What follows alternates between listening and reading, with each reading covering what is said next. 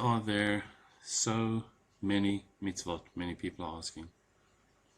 Why do we have so much to do?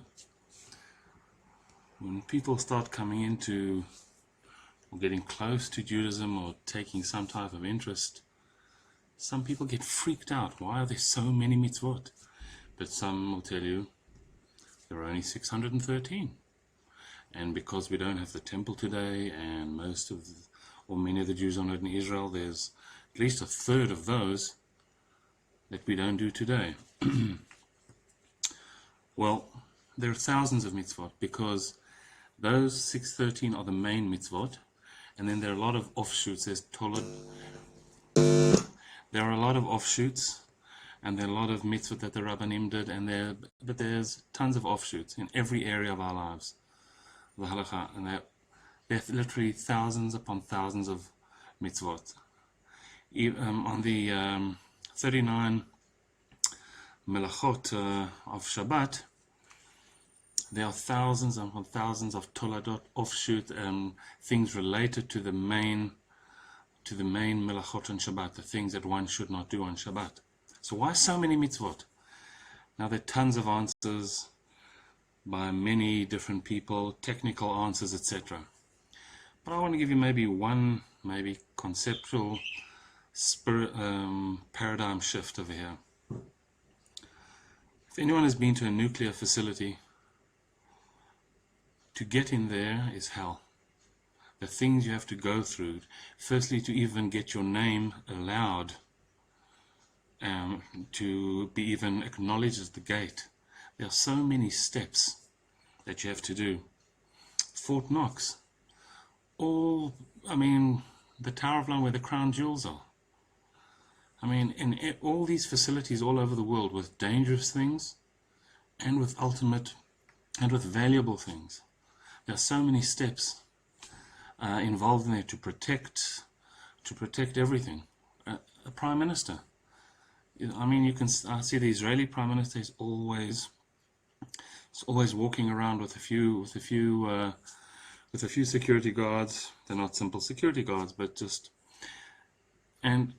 any of the kings, the queen. There's just so much involved. I can't walk now and just say, I want to go say hi to Queen Elizabeth at Buckingham Palace. There's a lot involved. Now, why is there a lot involved? Because these people, whether we agree with them or not, are prominent people. They're people of importance. The nuclear facility is something which in the wrong hands can be extremely dangerous. The crown jewels, Fort Knox, banks, etc., all things that we have to go through. These are things that people have ascribed a certain value to. The more valuable something is, the more has to be done to protect it, and the more has to be done to preserve it, and the more has to be done to look after it. So, by extrapolation, you have a beautiful soul, your essence that is within you, a unique part of the master, your unique masterpiece. And the more mitzvot that we have, it shows how important our life is. We're not just thrown in at the deep end and said, all right, just say 1, 2, 3 and do a few things and just leave me alone. No, we're not thrown off into the dumpster. Every single area of our lives are extremely important. Excuse me saying this, but even when we go to the lavatory, when we brush our teeth, whatever we do has a halachic ramification. Why? Because of the extreme value that each and every one of us have. There's no class distinction here. We are all one unique piece of the master. So when you think about, wow, look at this endless sea of mitzvot,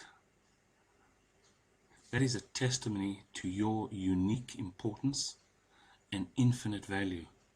Because only a life so valued would need such care, such awareness, such vigilance. And that's how important, and that is how important you are. realize it, and maybe the next time you approach the mitzvot, you might want to think, instead of getting a bit ticked off about how many there are, maybe make a little paradigm shift and appreciate, because of them, how important you are.